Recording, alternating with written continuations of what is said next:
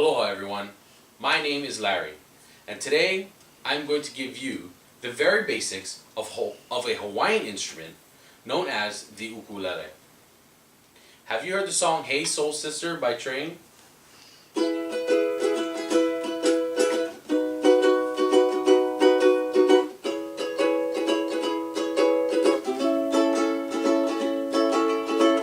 Or maybe perhaps the song Somewhere Over the Rainbow by Israel Kamaka Vivo Ole.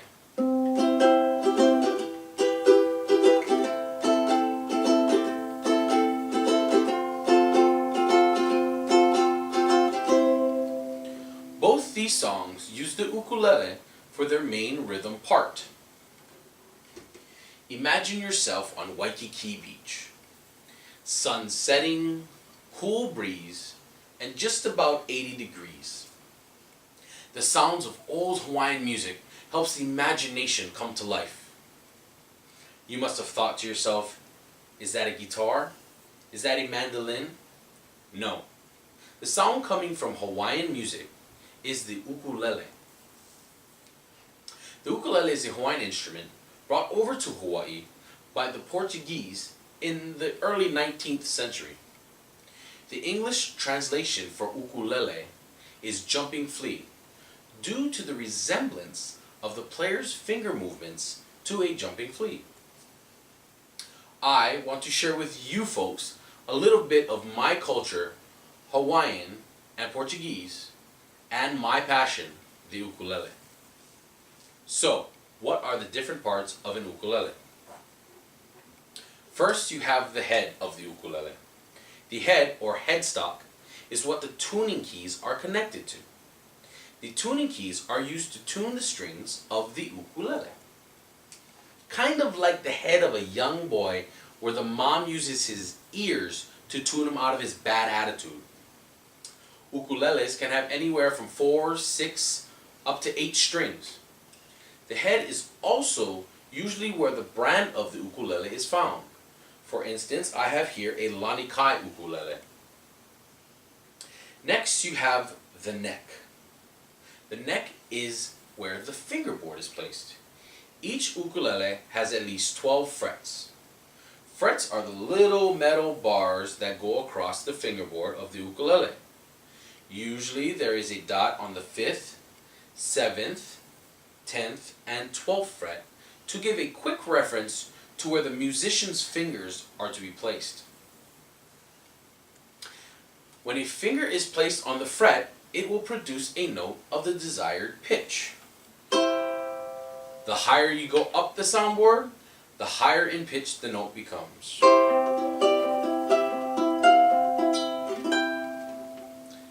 So, if you already have the head and the neck, what do you think comes next? Yes, the body. On the body of the ukulele has a sound hole. The sound hole is where the music of the ukulele is emitted from. The body also attaches the strings to the head of the ukulele by use of what we call a bridge. Bodies of ukuleles come in all different kinds of shapes. Some are shaped as pineapples. Traditionally they are shaped as such. But one of the original designs of the ukulele was in the shape of old cigar boxes, because that is what they used to make the first ukuleles.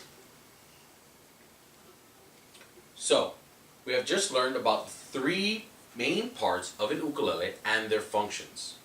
Now, the length from the head to the body is what determines the size of the ukulele. Let's start off with the smallest size ukulele, known as the soprano. This size is more commonly known as the standard size. The length of the soprano is 21 inches, but the scale length is only 13 inches. So, as I mention these different sizes, I will begin to show you how the sizes of the body does not determine the size category the ukulele is in. If you have been to Hawaii and walked through the Aloha Stadium swap meet, or maybe perhaps the International Marketplace down in Waikiki, you will find a lot of the standard size ukuleles for sale. They are usually different colors such as blue, yellow, and sometimes red. Some even have turtles painted on the sound hole. These are all very cheap and do not sound very well when played. For better quality ukuleles, you will need to be spending a little bit more money. I'll get to that in just a little bit. The next size ukulele is the concert. The concert is much easier to play than the soprano if you have big fingers like I do, because the frets on the soundboard are more widely spaced. The soundboard on a concert is 15 inches long, and the total length is 23 inches long, just slightly larger than the soprano ukulele. Now, just because the size of the ukulele changes does not necessarily mean the tuning will change. The standard tuning for both the soprano and the concert are G, C, E, A.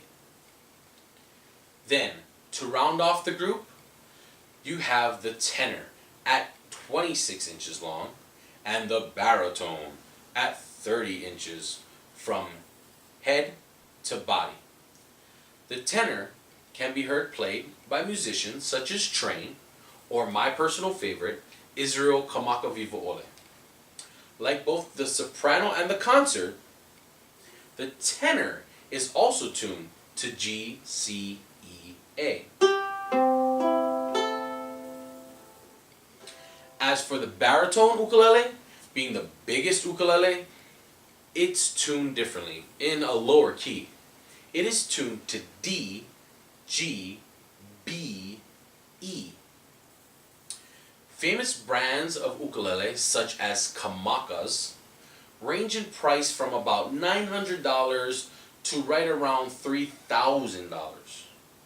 Another brand of ukulele is the Kanilea. They too have great sounding and some of the most beautiful ukuleles out there. The price of their ukuleles can get anywhere up to $4,000. So, not sure when you will ever be needing to use this information, but if you are ever down in Hawaii and walking around the swap meet or Waikiki's International Marketplace, you will be able to identify those guitar-shaped instruments that are hanging in every other tent. So, as we leave this beach wonderland, remember the sweet sounds of the ukulele. I will leave you with this quote: "Ukuleles will get you through the times with no money better than money will get you through the times with no ukulele."